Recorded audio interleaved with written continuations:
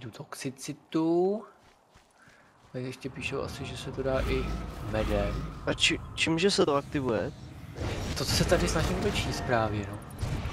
To tady právě taky nevidím, která ta klávesa to... Každopádně to místo vím, jak vypadá. Tam se chvěje jakoby vzduch nějak. A rozsvítí se u toho talismanu oči.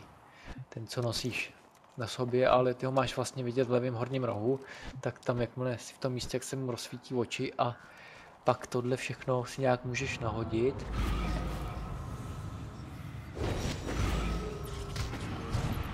Ale... Jo, svítí mu oči.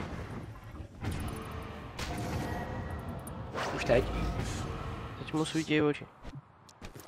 A když vyjdeš z toho místa?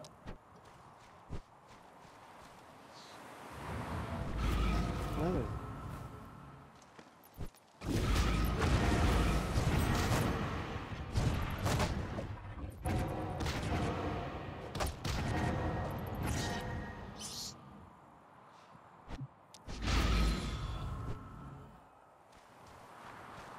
Tyjo, mám zase další talent.